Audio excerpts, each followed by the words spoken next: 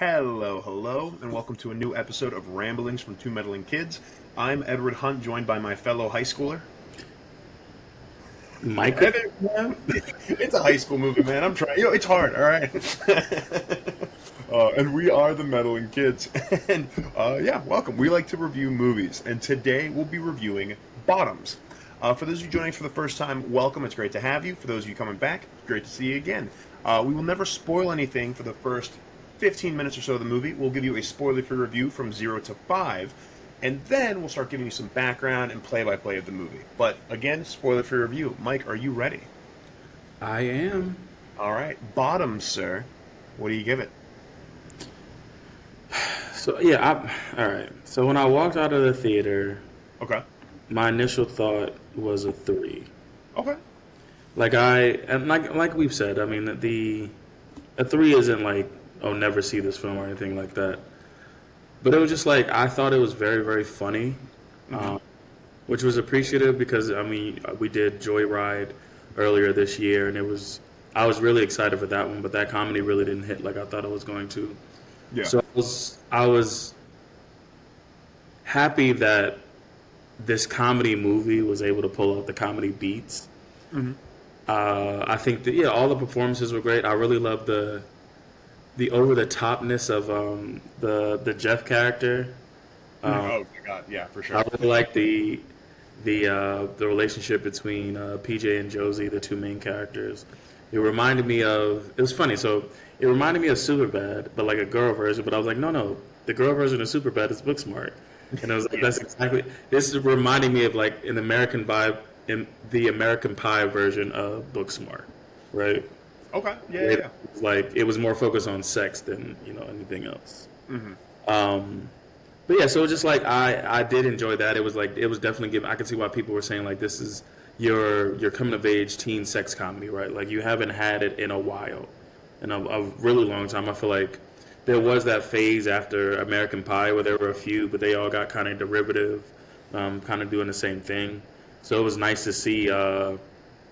It was nice to see like that return with just like a different subset from a high school from a high school population, which was cool. But yeah, I think outside of the performances were great. I really like I said, I really liked all the casting that they had.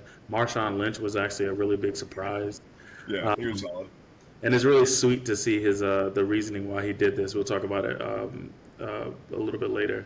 But it was the casting was really good. They worked well together. You could definitely tell they were having fun. It was the first time I saw I guess a gag reel or something like that in the movie.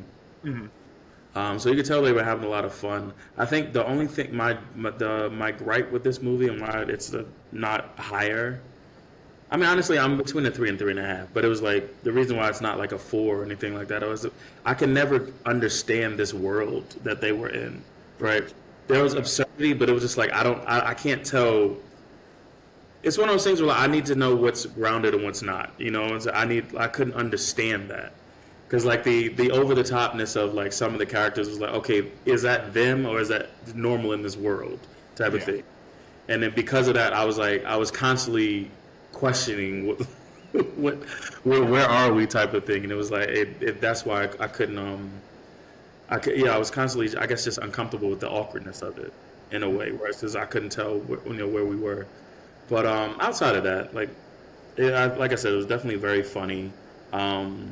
This director, she tells a story. It's one of those things where like the beauty of representation, all those things, you're hearing stories, that you wouldn't normally hear in Hollywood or just in general. So it's just like I'm liking that she has a very centered focus. She's like, there's a part of her in everything that she's written and produced. Like she did Sheave the Baby, which came out in like 2020, which is really, really good.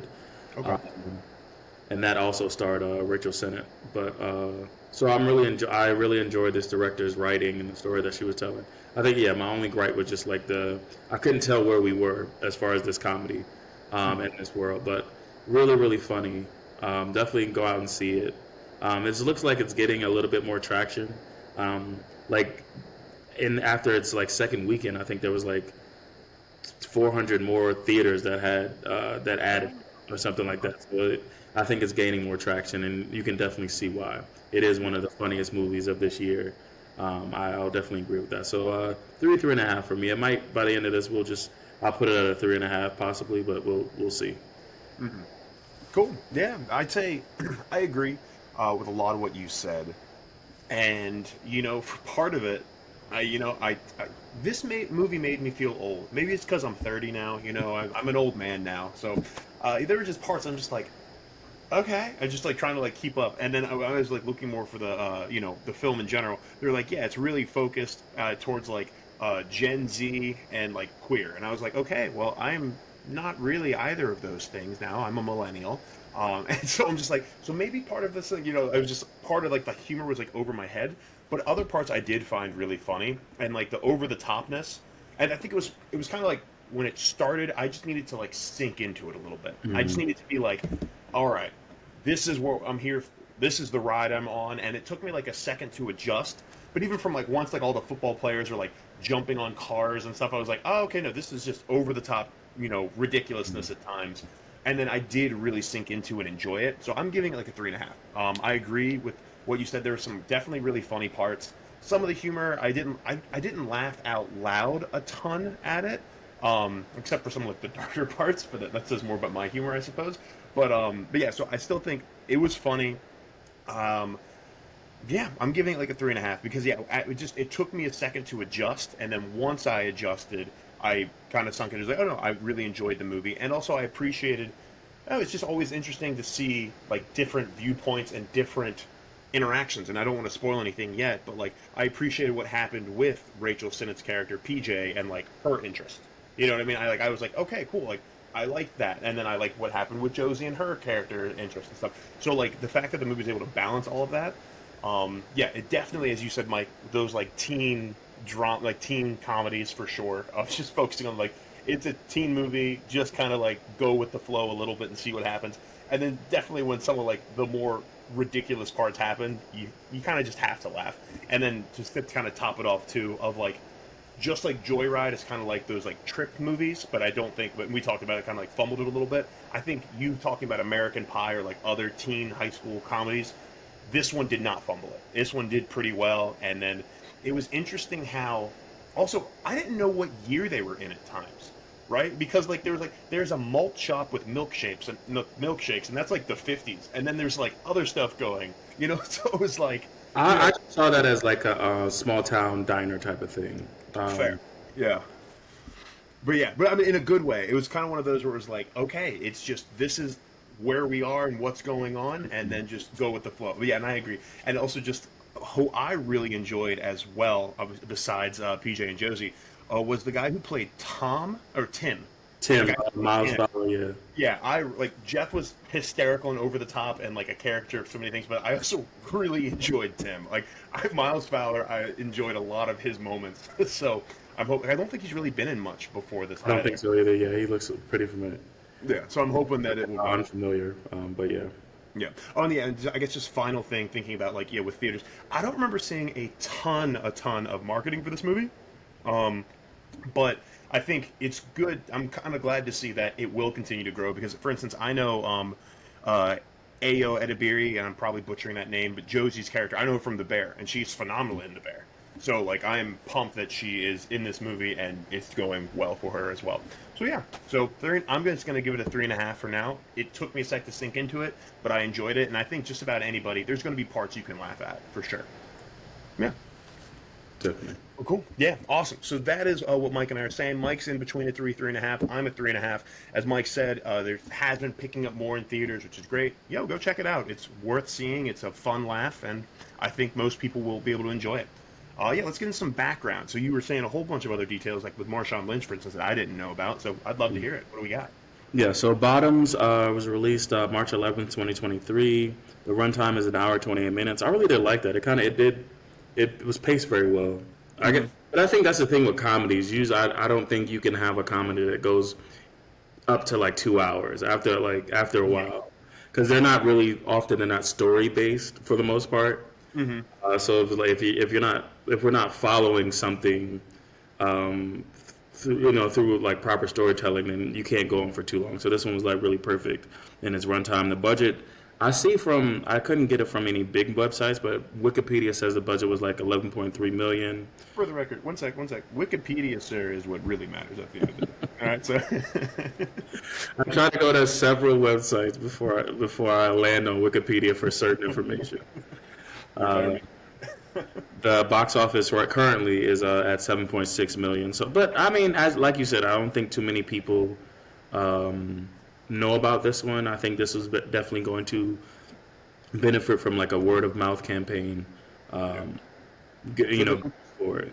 What you're saying is we're doing the best we can for it because this is our tier word of mouth. All right, we're saying go see it. Honestly, I mean, and it's also like an indie film. So like those films are either usually like, big hits like your Everything Everywhere All at Once, your Talk to Me type of.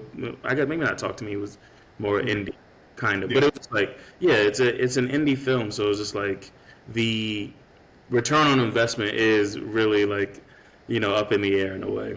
Yeah. The Rotten Tomatoes score is a 94 for critics, 90 from audiences. So pretty much everybody really loving this one. The genre is comedy. I know we had talked about this either off the podcast or on an episode.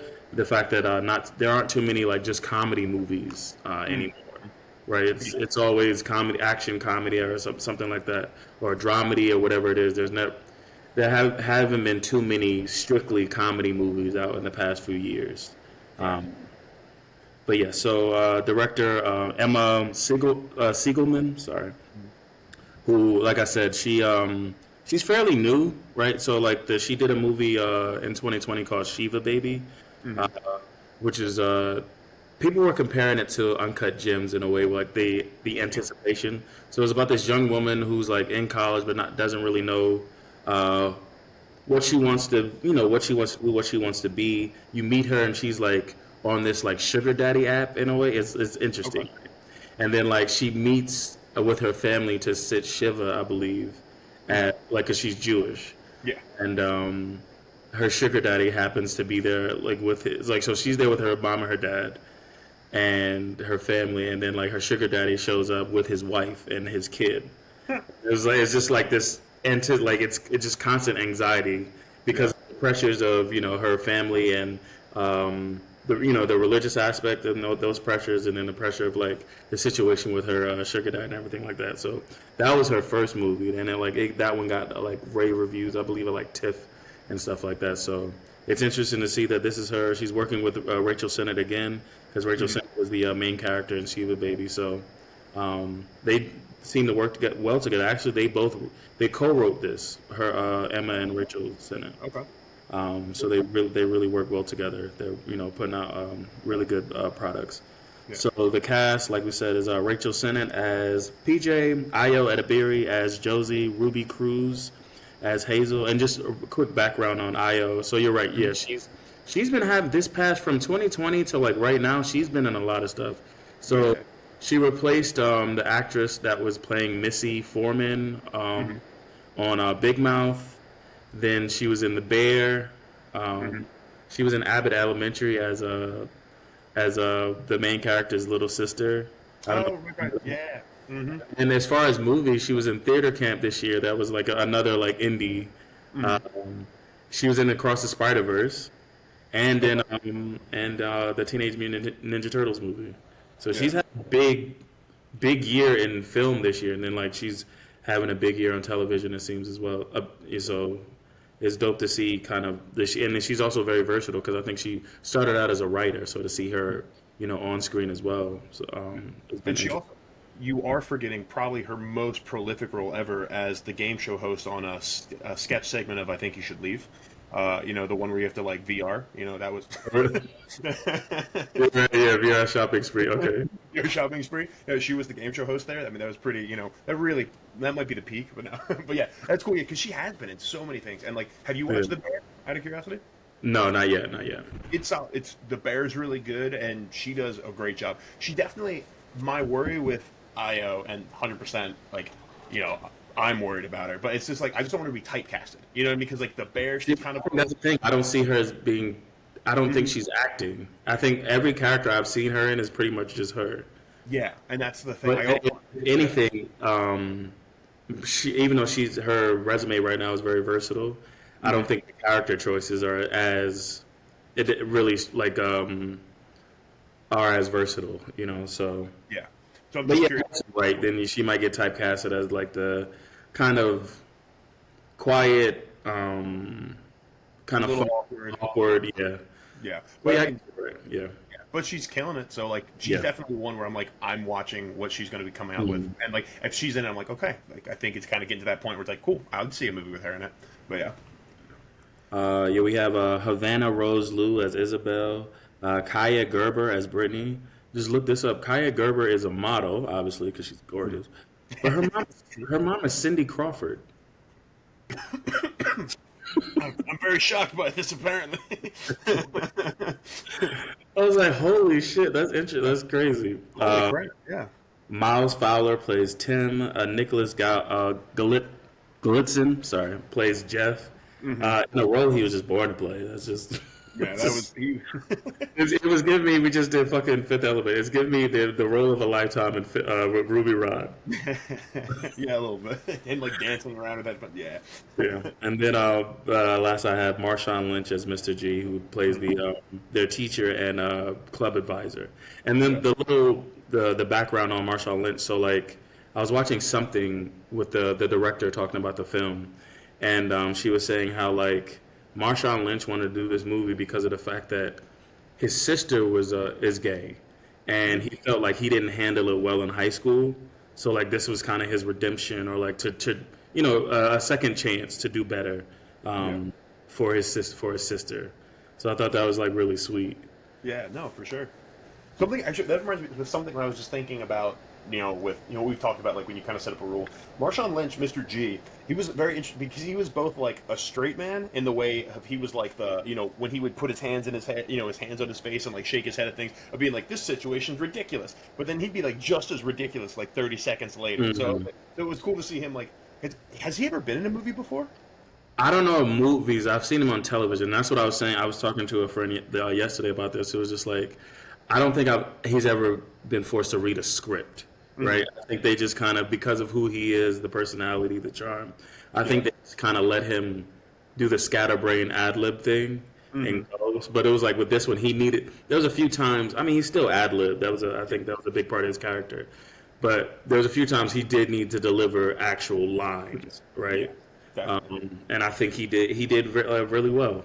Because I've only seen him on like Brooklyn Nine-Nine. There was the murder show on Netflix with Will Arnett that he was on. But that's more improv, if anything else. But I don't think he's been in an actual movie. I don't think. Yeah. Cool. But yeah, and then the tagline I have here is a movie about empowering women, and then in parentheses it says the hot ones. Yeah, I thought it was going to be a movie about empowering women and then having sex with them, but that works too. Yeah. But yeah, that's the background that I have. Cool. Awesome. Well, great. So let's kind of, before we hop into a little bit more play-by-play and summary of the movie, let's get a quick word from our sponsors. Hi, Edward Hunt. I'm a real estate agent in the DMV, that is DC, Maryland, and Virginia. I'm on the Just Be team of Compass, and we're all about where you're meant to be. So if you want any advice on the market, or you need some phenomenal contractors or handymen, or some amazing lenders that can help with financing, feel free to reach out at any time, and I can connect you with them. Also, a great thing about Compass being a nationwide brokerage is no matter what state you're in America, I can find you some phenomenal resources there too.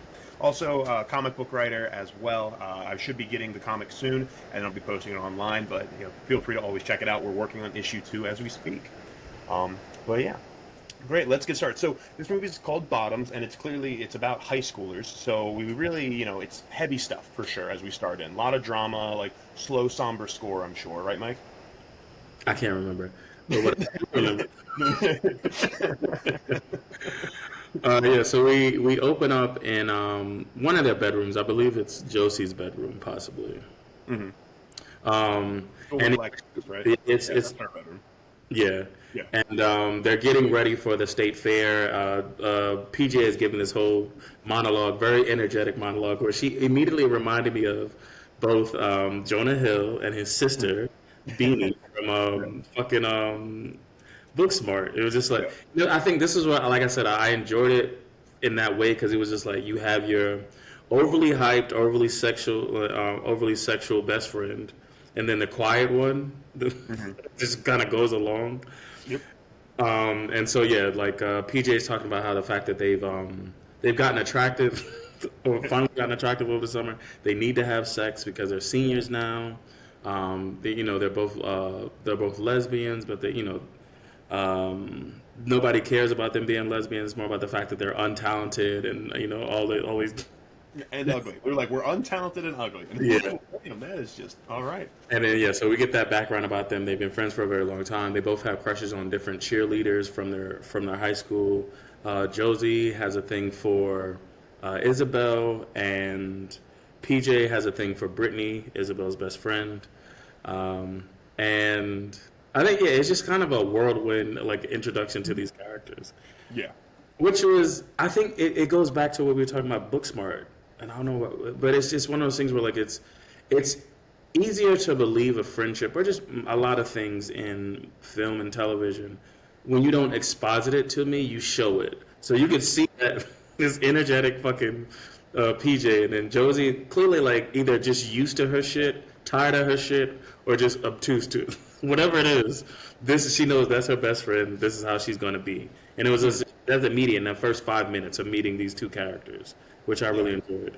Because I think it's almost like in a good way. But like it's like we've seen this before, as like with Booksmart, with whatchamacallit, not Breaking Bad, Super Bad. Yeah, I'm like not Breaking Bad, but yeah, Super Bad. Well, I guess Breaking Bad they did become friends at the end too. But no, but you see the people like it's a tried and true formula that works and it's good. And it's like if anyone does anything like this that's not this, then you're fucking up at this point in time because it works. It's like no matter how many times you see it, you're like, great, this is still what we want to see. As you said, of like we see they're friends, we see they're together. The dynamic of like the more outgoing one who's kind of pulling the reluctant one along, it might be getting a little played out, but at the same time, like you see it and you're like, yep, perfect. I know exactly where we are. I know exactly what's going on with these characters.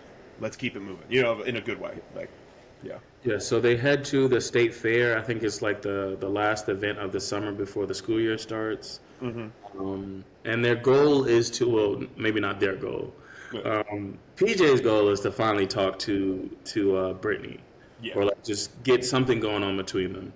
Josie's goal, she was very specific, and I thought that was really funny. She was like, look, I'm not going to talk to this bitch at all. Years from now.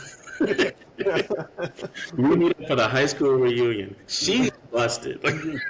She busted. She just all like just all wrinkly and like severely depressed with her life. Not gonna be good. That's when I swoop in and be like, yeah. I'm like, yeah, that's sad, girl. You gotta. Whew. And then literally, PJ says that's the saddest thing ever. Yeah, no, 100%. It is a method. I'll say that. Okay. It's an option. You could do it. That could be the one you want to play out. Yeah. Yeah. So they get to the state fair. Then they meet up with their friend Hazel, who is like somebody who. It seems like PJ has a certain. It's McLovin, basically. Jesus Christ. I'm putting it together right now. Yeah, it's not in a bad way. Like this movie has been kind of made before in different ways, but this does have a good twist on it, which does keep it fresh. Like that's like this movie is fresh because of like all the other stuff going on with it. Yeah. So they meet up with Hazel, who's another one of her friends. They make a joke about going to juvie, and I think what they were trying to establish is that, like Drax before her, Hazel is a very literal person. Yes. Very little. So like they made us eat like, oh, she broke her arm because she ate shit, and then Hazel goes, did you really eat shit? That's gross. Yeah. I think it's one of those things where like that's why I couldn't get a hold of the awkwardness of this movie, right? Because that seems like something. As a super sarcastic person, it was just like I assumed it was sarcasm and kept it moving. Like you know what I'm saying? Like that kind of threw me off, and it was obviously they established it now because it'll come into play later. But anyway, so yeah, we meet Hazel. They make a joke about going to juvie because they were gone all summer. Hazel believes it, and then shortly after we see them, they do the classic high school slow-mo walk of the crushes. So like both Isabel and Brittany come up to them, and this is oh my god, this is why I don't miss high school. I think this is like you're saying, like you've aged out of it. So just like. PJ once again being Jonah Hill, like over talking and trying to get trying to flirt with Brittany. trying to get like some type of camaraderie going or something like that, but just being super awkward. You could have a hot dog. You're skinny enough for a hot dog. You can eat the bun. It'd be fine. Yeah, it's like, girl, shut up. You were making this worse for yourself. And then once PJ fails, fumbles at flirting with Brittany, she hands it over to her girl Josie. She was like, Isabel, actually Josie had something to say. Josie is just as awkward. She was like, first of all, I bid adieu. Okay. Yeah. And then after they fumble with talking to their crushes, they just leave. Yeah, they're like, well, we fucked up. Yeah. And so they're getting in their car, they're in the parking lot, and then I think they both notice that what's his name, Jeff and Isabel are fighting, and Isabel's kind of like running away from him, and PJ's like, why don't you offer her a ride? Like, this is the perfect opportunity. Mm-hmm. So Josie, offers to give Isabel a ride. Isabel gets in the back seat, and Jeff gets stands in front of the car to prevent them from leaving. Yeah. And one thing, this is, like I said, trying to understand this world. So every time you see a football player, he's in his uniform. 100%. They just constantly. These football players are so over the top, and it's funny as shit. Like, they are so over the top constantly, no matter what they're doing. Like, even on the speakers, I think of this, where they're like, "Get horny for the football players," and you're like, it's just ridiculous, no matter what. And Jeff is the most ridiculous of all of them. So yeah, he stands in front of the car to prevent them from leaving. They kind of have this back and forth, like, get out of the car. He's yelling at Josie, like, I don't listen to girls that wear overalls. Yeah. And so after being pressured to drive away, Josie kind of just puts the car in drive and hits the gas just a little bit, and it bumps what's his name, Jeff's knees ever so slightly, and he just collapses. And this is what I love, the comedy in this. Yeah. The funniest fucking shit is when Jeff collapses, and Tim and the rest of the football players see that he's been hit and come over and act as if he's been shot. And they're like, he's holding him, they're screaming to the air, like, why is this happening? And it was the fun, because I think it is the dramatization of it. Yeah. This is where, like, for me, I was like, okay, once this happened, I was able to kind of sink into the movie and be like, all right, this is where I'm at with the movie. Yeah, because, like, that happens. Tim almost has, like, a sixth sense, for what's going on. He's, like, eating a corn dog. He's like, wait a second. And then they were, like, somersaulting over cars. It's very much like West Side Story or some shit. Yeah, like. Exactly. They're just cradling him. Man, you're a jet. Yeah. But yeah, so, yeah, they hit Tim. They, quote-unquote, hit Jeff. Sorry. And then, like, because of this, she backs out and leaves. And this is what threw me off, because once again, I'm seeing this as a film and not just a comedy or something, being over the top. But it was just like, if you had the option to back out, why the fuck didn't you do that? You could have backed out the whole time? Yeah, no, 100%. But anyway, so they drive away. Then the next day they're at school and they notice that people are, like, kind of staring at them awkwardly. Mm-hmm. And then they get to the... I think they get to their lockers and they're like, it just says some derogatory. What says F word? Yeah. Yeah. It says F number 1, F number 2, and, like, PJ goes, "Oh, I'm number 2 this year."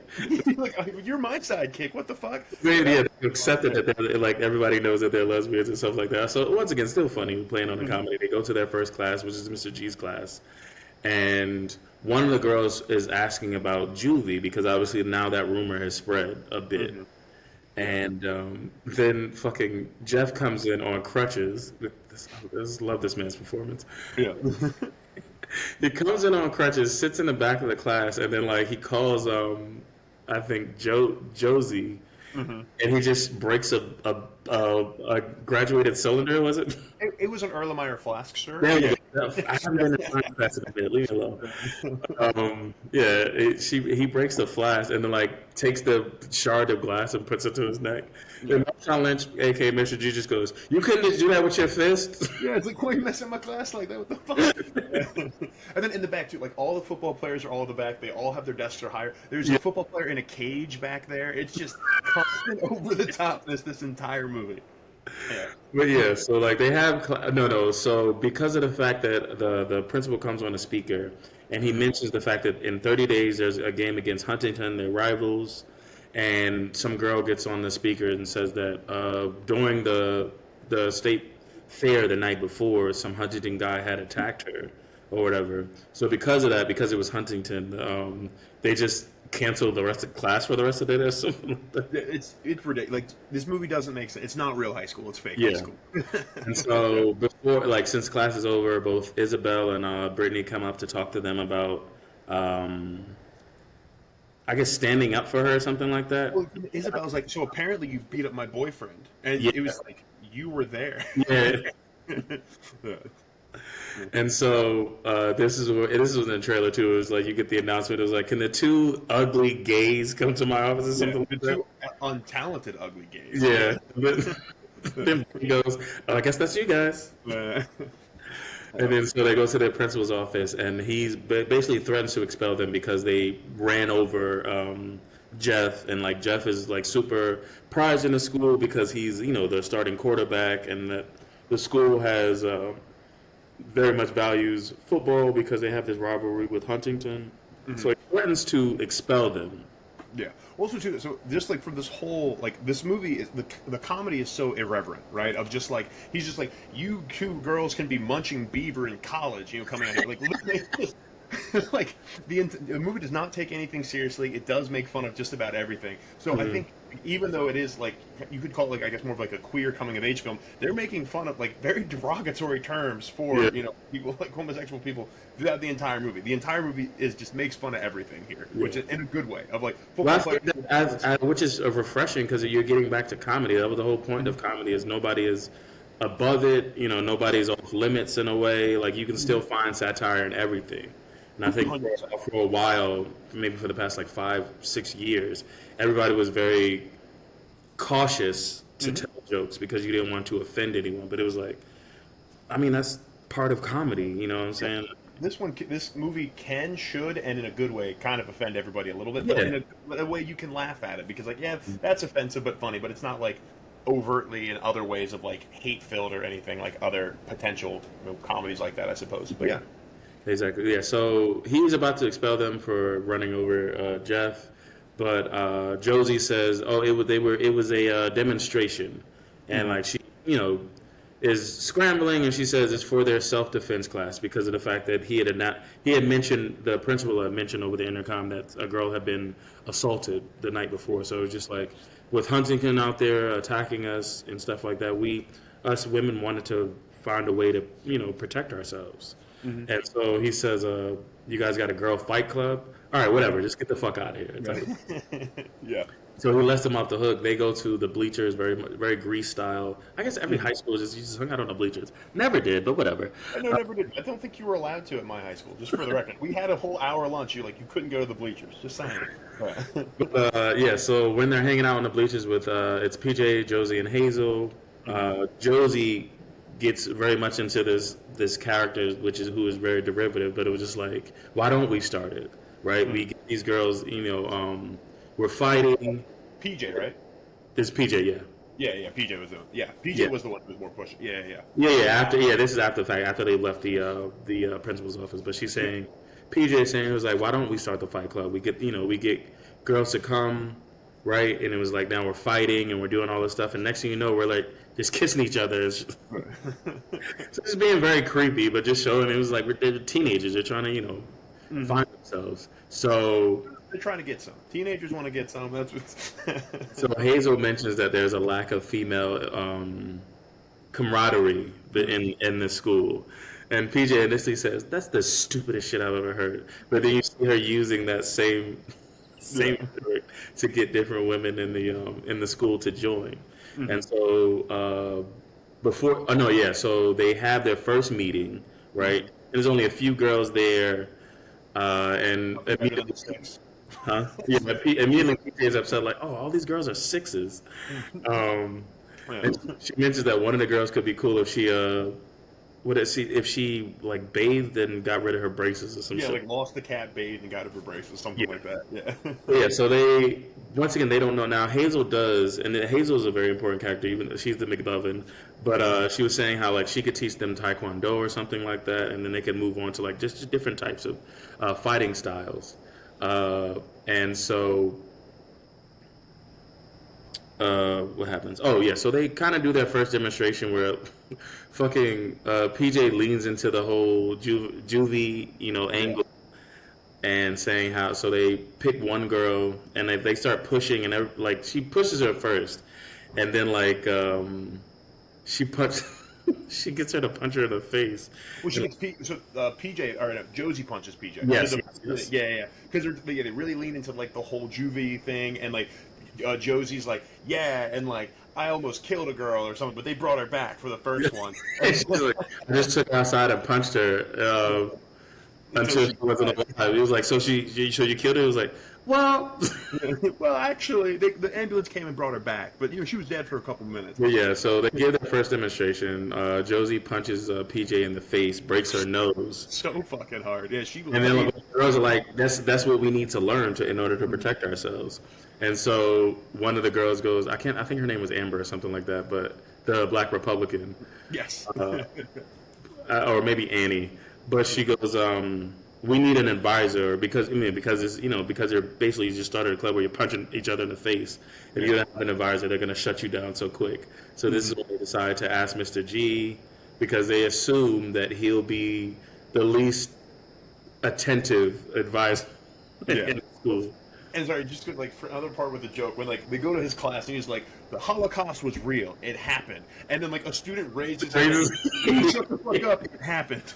And you're just like, "Wow." That was funny as shit. That was really funny. Yeah. Yeah. So they go to Mr. and they're trying to trick him, and I think this is what, like I said, I think it was hard for me to understand this world or get comfortable or acclimated to it. Because of the fact that, so they lie to him about what the club is for. It was basically about feminism and talking about their periods. They're just having but they didn't tell him that it was a fight club. Yeah. So he's like, he wants, and they made the joke about being an ally, and that's the best part of being an ally. Like, just say you're going to do stuff, but not actually have to do it. You don't have to show up or do anything. As long as you say it, you're good. That's actually the better way to be an ally. Yeah. So it's like, they tell him all these things just to get him to sign off on the club. He signs off. They have their first official meeting, and now there's a few more girls that join. And so he comes in, and it's clearly a fight club, right? So once again, PJ back on her soapbox about how this club is official. It's not for play. What time is it? 3:30. We start at 3:15, not 3:16, not 3:17. And then as she's giving this, speech and being threatening and like kind of jumping at the different girls that she passes, we see the door to the gym open, and both Isabel and Brittany come in, and she's just shocked because of the fact that like, her and it was another girl, I think, Sylvie, yeah. So now her whole attitude has changed because she was like, oh, now my crush is here. The reason why I was trying to start this shit, she's actually arrived, right? And then like so, somebody says, so I thought you said we had to be here. It didn't start at 3:30. She was like, man, that was for like, the next one. Yeah, that's next week. Right now we're learning it next week. Next week be on time. Right now it's fine. Yeah. And so, and this is what I was saying. So like they give their first demonstration where like they start fighting or whatever. Like I think they were pushing at first or whatever it was. Yeah. And Mr. G sees this, and he just lets it go on. I mean, he tried to stop it a bit, and then he was just like, but it was just like, I couldn't understand. I'm only going based on what you're telling me in this film. Yeah. You lied to him. He showed up the first day. I would assume that they would have had to adjust something, until he wasn't there. Mm-hmm. He just knew up front. So it was just like, why lie? There's like little stuff like that, but it was like, I'm trying not to be as critical, but I'm still watching this as a film, right? I'm very much, I can only go on whatever information you give me. Yeah. Well, I think with part of that too, it's a high school comedy movie, so you have to like, go back to like one of like the most, well, I don't know about now, but like Ferris Bueller's Day Off. There's no fucking reason why everything worked out so well for Ferris Bueller. This man led a parade and he broke. If you believe that Ferris exists, it makes as long as he's not a figment of the other dude's imagination. Exactly. So like I think for some of that you just kind of have to like turn a little bit off. But I agree because but 100% with that. He was like flip flopping in the moment of like, you can't be doing this. Well, I mean maybe. Whoa, we can't be doing this. Well, I mean, well maybe. And you're like, what is your actual I feeling? think because, like you said earlier, it was like Marshawn Lynch was very much the grounded character, or maybe the audience, or whatever it is. So it's like, okay, this is my compass. This is how I know to go from here. He's reacting like how I would react, type of thing. And that's Yeah. what I'm saying. You didn't have too many grounded characters, so I could never get grounded in the film myself. Yeah, fair. Yeah. I think that's why I was so um, indifferent when it came to like the rating and how I felt about the movie. It was just like I could never get grounded because you never gave me a character to relate to. Yeah. Sometimes I say in comedy, if there isn't a straight man, someone like the more grounded character to react, then technically the audience must be the straight man or more grounded character, so they react from it. So maybe it was for that. But I do agree of like it was a little confused. Like Marshawn Lynch's character was confusing, 100%. Yeah. But yeah, so I think this was, we can just jump through it, but it was just like the Brittany and Isabel show up, and it's just a bit of a montage of them, just fighting, showing that obviously it's they don't really know what they're doing. They're just doing this for a ploy anyway. Yeah. But you do see there that both PJ and Josie, now they kind of have more friends. Different people in the school are, giving them high fives and stuff. It's not just the women, it's the guys as well. So it's like they're gaining popularity because of this club. And just be more confident in themselves too. Yeah. I think that was the big thing. Is like the fact that they had like all the female friendship and camaraderie gave all the women there more confidence in themselves, and when they were more confident in themselves, it kind of just spread out in other ways too. But yeah.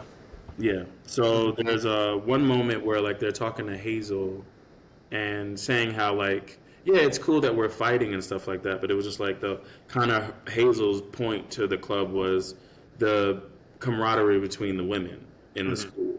So it was just like maybe we could just spend a day where we don't punch each other, but we kind of have a heart to heart. So we get that.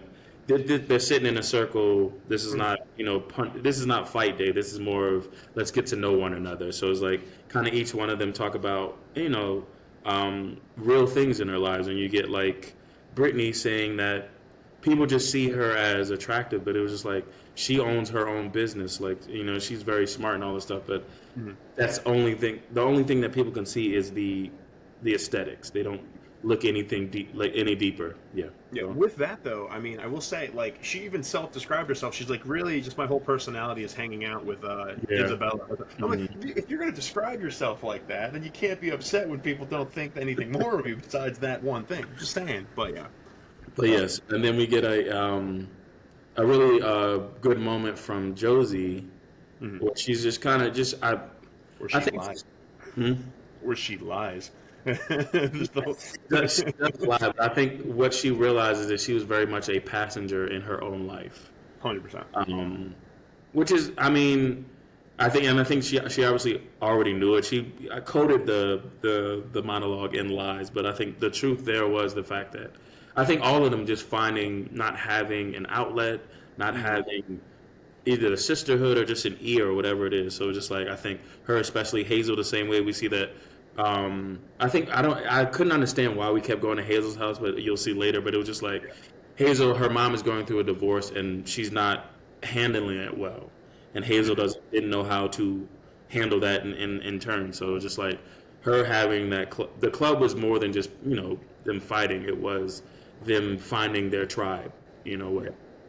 So as Josie's giving her speech, you definitely see Isabel kind of showing interest in her, like a bit, just admiring the honesty of Josie. And then right after, we get a fucking Mr. G saying, "I'm going through a divorce right now." And he was like, "Woo, that feels good to say." He was like, "Yo, men need therapy," and I think, yeah. But it kind of breaks that moment. So after the that club meeting, we see Isabel go over and invite. What's her name? Invite Josie to study that evening for some test, and then you see them both gaining traction with their crushes. Yeah. And that is when we also see that I think PJ goes home early, and not PJ, sorry, Hazel. Yeah, sorry. Hazel goes home early, and you hear her mother having sex with someone. And when she comes out of the room, they're at the top of the stairs, and the person she's having sex with is Jeff or whatever. Yeah. And like PJ doesn't know what to do about it.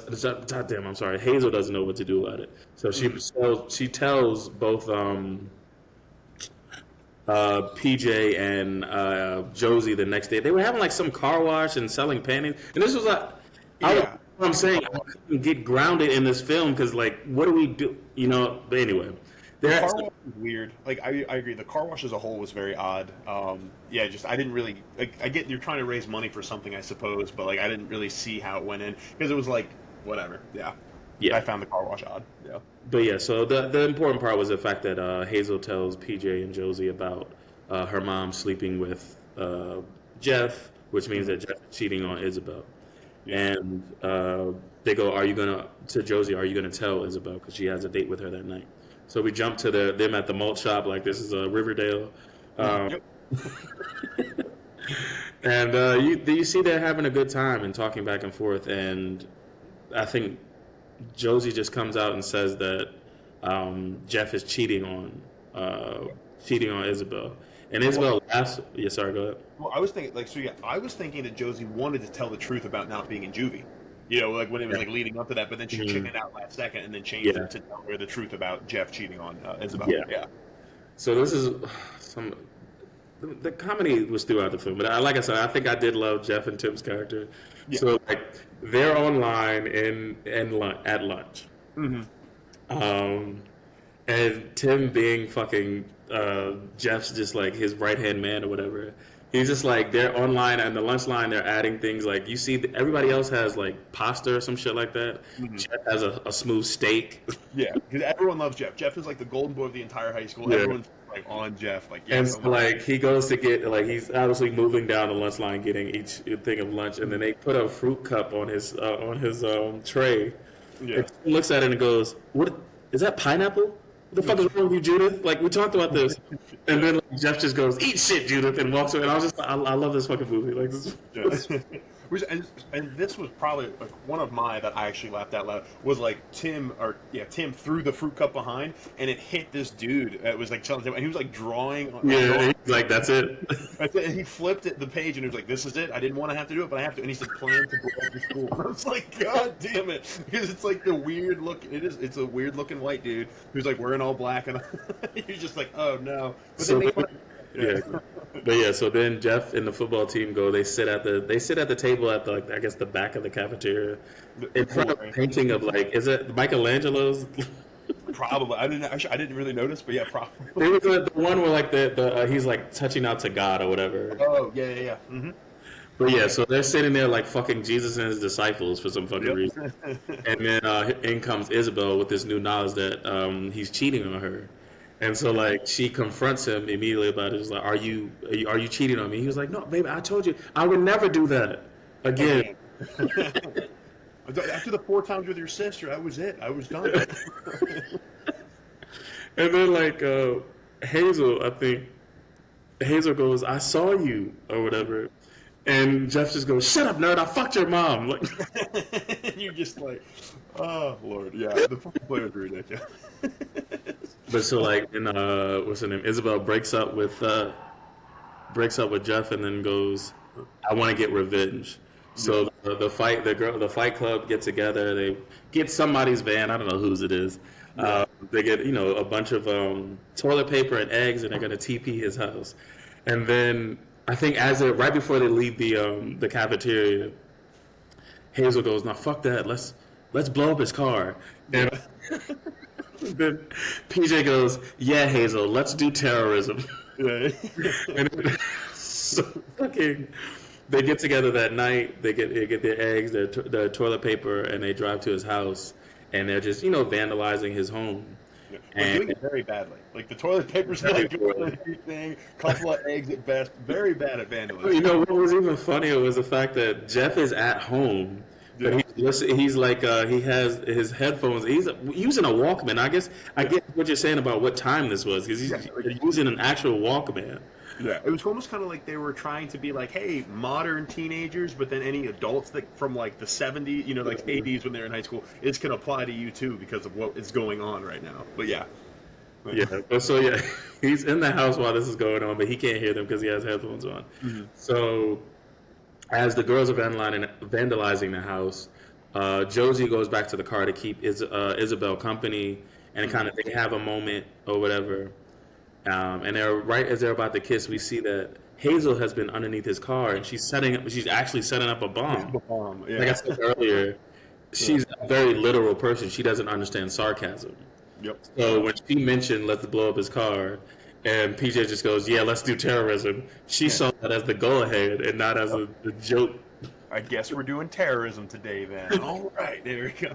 And so she sets off the bomb, and she's trying to do it for 15 minutes, but ends up doing it for 15 seconds. Classic Hollywood bomb making. And so right as Josie and Isabel are about to kiss, because they have this heart-to-heart about their love languages and like basically the girls having each other's back. Well, Isabel says her love language is people yelling and beating up other people for them. That's like, and giving gifts. Yeah. And then Josie goes, "Is the second one gift giving?" Giving and at the same time, and yeah, it's ridiculous. But yeah, so as they were about to kiss, the car explodes. Jeff still doesn't hear it, and so all the girls are like screaming and freaking out. They get into the car, and they drive off. And Jeff doesn't see him drive off. Jeff sees it because he sees the fire outside of his house. Yeah. The next day, you see Josie and PJ walking, to their lockers, and this is where they get intercepted by Tim, because Tim has been kind of researching. So he mentions the fact that I think he had mentioned earlier that their club is cool, but it's taking attention away from the football team. Yep. So they need to kind of disband, right? Yeah. So he's been doing research on their claims to going to juvie and stuff like that. And then he mentions that he had saw them at Jeff's house, and blowing up his car, and he just goes because Jeff needed a new car anyway. Yeah, he's like, that's fine, don't worry about it. Jeff needed a new car anyway, and he's like just steadily getting closer to Josie's face. And so, so the club meets in the gym, and they're kind of saying that they're definitely gonna get disbanded. Like they're gonna bring us up for what we did, and PJ's like, no, they won't. Like, what do you mean? Like they don't know if it's us. Like let's not talk about that before it happens. And then Annie's like, I mean, don't get mad that it's done. Yeah. Just love the fact that it happened. Like everybody's just resigning to the fact that the club is over. Mm-hmm. And Hazel makes a comment about something, and this is where we get kind of the third act fight where PJ says like, you don't have any friends or something like that, and your mom's a skank, and Hazel just kind of stands up and just leaves. So this is always what gets me, and I think I probably said something similar in Booksmart, and I'll probably say it for every teen comedy movie. I don't understand why these people get in the fights they do. Because every now and then the fight seems legitimate. This fight did not seem legitimate enough. I feel like oftentimes in this genre of film, it's not legit. It's for plot purposes. For sure. It's never organic, or it never makes sense. I agree. So that's just frustrated because of the fact that these movies have beats that they need to hit. Everything seems derivative at that point. Mm-hmm. Yeah.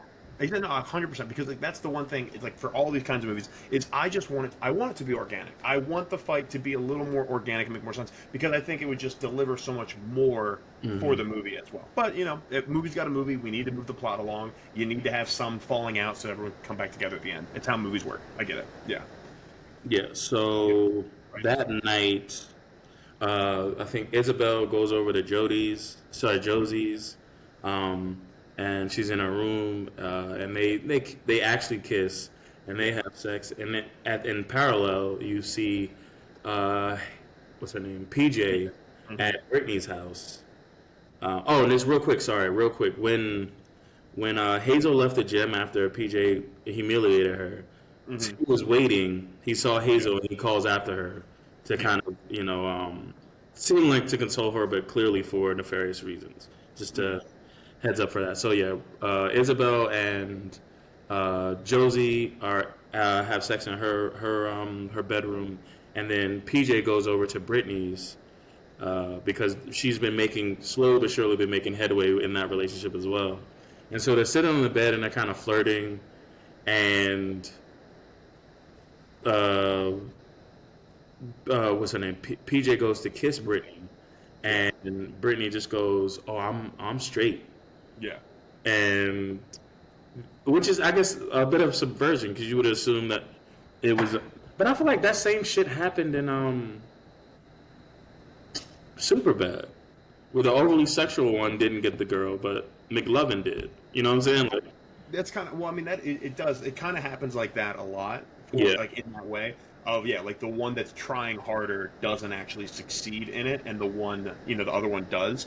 But I mean, so with that though, I will say, this is what I mentioned earlier, is like Josie hooked up with Isabel, and then when PJ went to try and hook up with Brittany, it didn't work out. And I like that the movie had that just as a way of being like, hey, everyone's not gay, and that's okay, right? It doesn't have to be like everyone hooks up with everybody, or it's just like, no, it's like, this is what happens. Like, not everyone's gay, so she shot her shot, and they were still on friendly terms afterwards, because you still like expressed interest and then got rejected, but as best you can get rejected, because rejection sucks no matter what. But it still like was able to kind of keep moving along with it in a not super awkward way, and that's good because that reflects real life. yeah. Mm-hmm. But okay, so we have those two moments. The next day, there's a pep rally because I think the football game is like 3 days away or some shit like that. They've been counting down, but it's been not important. They started with 30 days, but Yeah, so they've been counting down all month. Yeah. yeah, we're at the pep rally. Tim is like Tim and Jeff are presenting and then first they present the cheerleaders. The cheerleaders do a routine, and it was just literally them pouring water on Sylvie. Yep, that was it. That's the whole routine. Oh yeah, then you have Marshawn Lynch, Mr. G, just shaking his head like this at it, Yeah. Mhm. And so then Tim comes back up and he's saying how I'm mentioning about the girl fight club, and then both Josie and what's her name, PJ get a shout out. Josie tells PJ that what happened the night before with Isabel, and then Tim, says, well, because they've been obviously, helping girls defend themselves, but we should do a demonstration. And Yeah. so he calls Hazel down from the stands, and it was supposed to be a demonstration under Hazel's understanding that she was going to be fighting PJ because they had just had their fight the day before. So she was like, yeah, I want to kick PJ's ass. Yeah. But Tim tricked her, and he decides to get either a wrestler or one of the guys in the cage from the football team. Yeah, it was definitely, he was a football player too, but he was also like the best boxer at the school and whatnot. Yeah. And Tim's all like the most average guy in the school. He's just like, if she can beat up an average guy, and he's like ripped in a cage, screaming at the top of his lungs, like, yeah. But yeah, so we get this fight between this football player and Hazel, and I think he throws her around a bit. But then because she did mention that she had done taekwondo, so she is able to defend herself a bit. Keyword a bit, a little bit, yeah. And then he just slams her to the ground, and then we get Tim saying, "Well, what the hell is happening here? I thought you guys were in this self-defense class learning how to fight. Like, why can't you fight this average guy?" Like you say, he keeps mentioning how average this fucking colossal football player is. Yeah. And then he goes to drop the bombshell that the reason that they can't fight is because of the fact that Josie and PJ started the fight club under false pretenses. It was just to hook up with cheerleaders. Yep. And like he tells us to the rest of the school, and both especially Isabel, but she's very hurt because of the fact that one, they just had sex, but two, she was truly feeling some type of way about Josie, and to feel that she was lied to. And the other girls who were in the fight club feel betrayed as well because of the fact that they were looking for their tribe. They thought they had found a solid group of friends. And so it is the all is lost movie. Yeah. All is lost. Yeah. So then you get the fight between Josie and what's her name, PJ, because PJ blames Josie because she said if you hadn't hit, I think if you hadn't hit what's his name, Jeff, we wouldn't have been on his radar. We wouldn't have had to do all this stuff. It's And the normal one of like the outgoing one's kind of blaming the book yeah, smart one kind of for everything, and then like the book smart one says something to her, when then the outgoing one storms away, and and then that was then. That's what it, she basically said. It was just like you always talk for your all your talk of sex and having sex. You're the only one that's not having and not doing it. yeah. So yeah, they kind of break off. They play the greatest song from my childhood, which was Avril Lavigne, "Complicated." Yeah. And then so everybody's kind of devastated. The club is disbanded. Both Josie and PJ aren't talking. Josie goes to talk to their babysitter, who was the one that's how they met. They had the same babysitter as kids. Gotcha. Okay. Because I was wondering, like, that seems so random to me. Well, so it was briefly mentioned in the scene with Josie and Isabel when she was in her room, because Isabel picked up a picture of them as when they were kids, and she mentioned that they had the same babysitter. Yeah. And she was kind of the gay guru, since the babysitter was gay. They both came out. Yeah. And so, quick side, sorry, just because like it made me laugh, is like the picture of them as kids is still clearly them current age, but just looking close. Like that's the week, like they're like, the key to make anyone look younger: just turn the hat around, and then they look significant. That's one of my biggest gripes with Hollywood is in their Photoshop work. Like I said, I didn't get to mention when we did The Equalizer, but it was just like when they had the picture of Emma and her parents from the prior movies. I was like, y'all couldn't get these three people in the fucking room? Like, you had to superimpose it like that? Yeah. They didn't want to spend the money. But that's all. Every time you see a picture, like an important picture in a movie in Hollywood, it always looks like, really?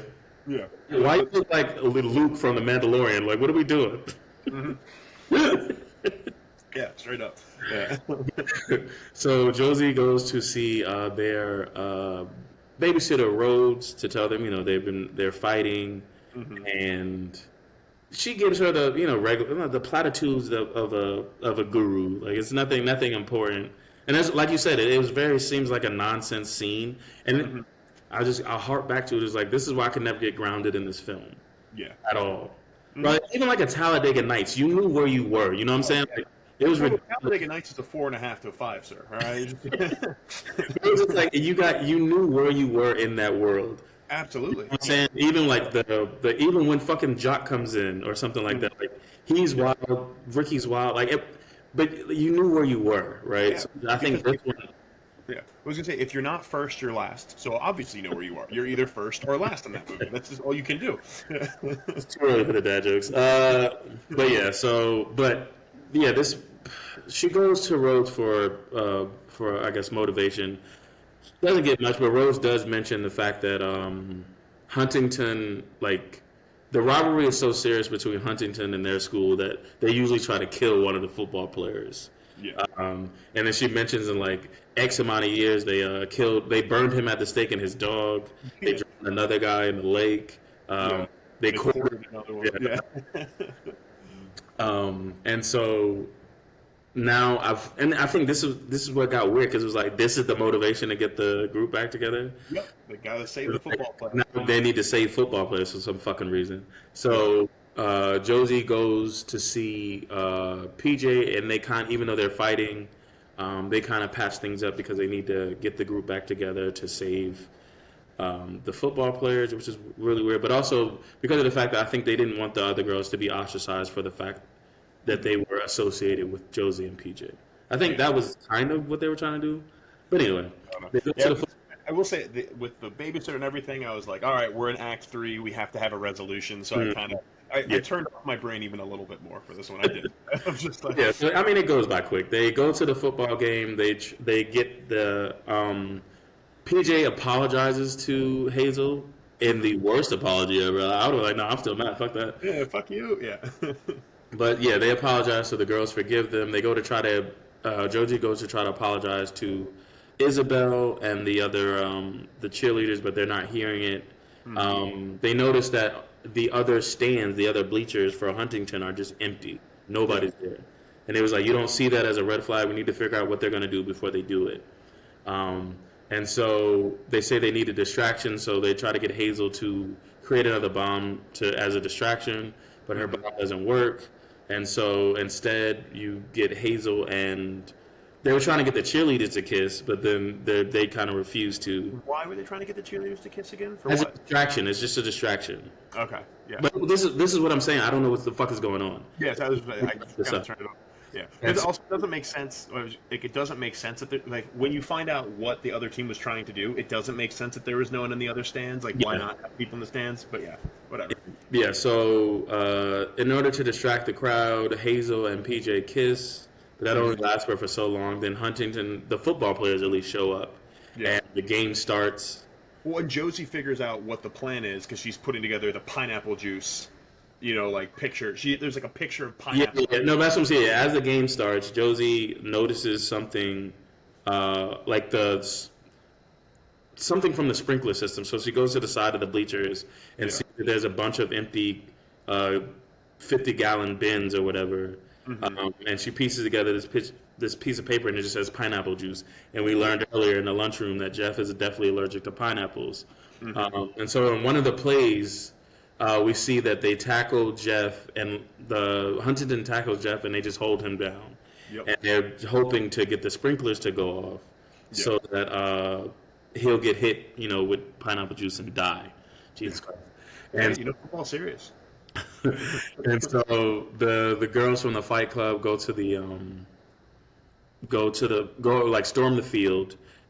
Josie carries Jeff off the field so that he doesn't get hit by the sprinklers. The Huntington players see the girls, and now they attack them, and we get this. The cheerleaders come to help to fight the football players, and it's just like they're just fighting. I mean, fucking PJ, for the one that talked all the shit, was getting her ass kicked. Yeah, He was putting in work. Fucking Isabel was putting in all the work. Brick stabbed a guy. Stabs a guy. She takes the mascot's sword for some fucking reason, falls back, and then like the football player gets pushed into the sword. And then, gets impaled. So they beat up all the football players in this fight scene, which was brutal. Oh, I meant to mention earlier, we're at the pep rally. After Hazel gets defeated, and they admit that the girls lied, the fucking football player kicks her in the face, and it is brutal. Soccer Jesus Christ. I forgot to mention that because it was like after I saw that, because once again it's giving you the stakes in this film. It's giving you how brutal they're going to get. So once I saw that, I was like, oh, this fight on the field is going to be wild. And the homeboy, and I was like, all right, very brutal fight. Yeah. And so they defeat the football players, and then the sprinklers go off. Tim, because it was like for some reason none of the football players are fighting. They were like chicken. They were like cowering in the. Yeah, it was weird. But anyway, Tim, because it was obviously his pineapple juice. Tim recognizes that it's pineapple juice. Yeah. And realizes what Huntington was trying to do and what the Fight Club was trying to do. So he starts doing a slow clap because it's a fucking high school movie. I fucking love Tim. Tim was my favorite character. Tim was so silly. And so they start applauding the girls, and now the rest of the school is cheering them on as well. You get Josie and Isabel kiss because she apologizes, and Isabel says, "All you had to do was just talk to me. You didn't have to start this club." Yeah. And Josie was like, "I don't know if that's really true, or just saying." Yeah. And then finally, say again. I was saying the bomb Hazel put over there in the tree. Finally, the tree that they were trying to blow up, the bomb goes off, and the guy who said he was going to blow up the school says that was mine or whatever. That was my idea. You're stealing my thunder or something like that. Yeah. Yeah, and then the movie's over, and then it was like I said, for the first time I saw a gag reel in the credits of the film. It's been a minute. Yeah, it was fun because it had they had the whole scene. I can't remember what it's called, but it's like you just have the same scene and you just throw out stuff. Yeah, they let them ad lib, improv, right? Melissa McCarthy does a lot. Kevin Hart. So it was a scene with it was one Marshawn Lynch doing a bunch of ad libs, and then it was Jeff when they were at the lunch lady was like, "Eat shit, Janice," or like, "Eat shit, suck a dick, fuck off," it's just whatever's gonna stick. Yeah. But yeah, that's the end of the movie. Yeah, and like the last little fun thing I thought was funny around the same time was when Josie saved Jeff. Jeff was like, "You saved me," and like tried to. No. It's just like high five and like, "All right, catch you later." Yeah, but that's the movie. Before we get into our closing thoughts, any likes or dislikes that we didn't really touch on while we were going through everything, Mike? I said, like I said, I really enjoy the humor. Right, it's seeming that we haven't gotten too many like just solid comedies, and it was like ones that would reach the comedy reaches a broader audience. Right, it seems like the comedies that have come out recently. It's not a mainstream audience that likes it, or since comedy is so subjective that it just doesn't come off as funny, which is weird because it's a fucking comedy. But I really like the comedy. I really like it. It reminded me of like I said, the '90s and early 2000s, the sex movies, the teen sex movies, right? Or even like fucking Fast Time as Ridgemont High or some shit like that. You know what I'm saying? Or Dazed and Confused or whatever it is. It was just like going back to those days. Even fucking American Graffiti from that's Ron Howard, like. And it was just doing it for both a modern audience and a disenfranchised group in the LGBTQ. So I think that was really dope. Those are the things I really liked. Yeah, no, I agree. Yeah, I think we pretty much touched on everything, likes and dislikes throughout the movie for me as well. So from there, I guess let's review. Mike, you gave it a 3 to a 3.5. What's your final say? You got to pick one, sir. I'm going to go at 3.5. Okay. Like I said, my only dislike was the fact that it was a bit derivative, and like I said, I just couldn't get grounded in it. But it was for a comedy, it was funny as hell. I can't deny that. I really liked it. Yeah, so 3.5 final final score. Perfect. Yeah, and I'm sticking with my 3.5 as well. Yeah, I thought it was funny. It took me a second to sink into it, but again, once I did and just kind of accepted where we were, I was like, this is a funny movie, and yeah, I'd say definitely check it out. Yeah, it's cool too. Just like looking at the director Emma Seligman. Is that how you pronounce? How do you pronounce her last name? Do you know? Yeah, Seligman. Yeah. Seligman. Okay, cool. Yeah, and so the fact that she had, I haven't seen Shiva Baby yet, but I'm planning on seeing it, and like this was another one. So considering she's had 2 solid movies out, I'm interested to see what else she does in the future. But thank you so much for listening, everybody. We are the 2 Meddling Kids. If you'd like to reach out to us, you can find us at 2 Meddling Kids on Twitter and Instagram, or you can email us at 2meddlingkids@gmail.com. Mike, how can I reach out to you, sir? On Instagram at Days from Legendary. Perfect. And if you'd like to reach out to me, I'm at EdHunt77 on Twitter and Instagram, and Hunt.comics on Instagram for all things comic related. Until then, everybody, we'll see you next week with a brand new movie. Catch you later.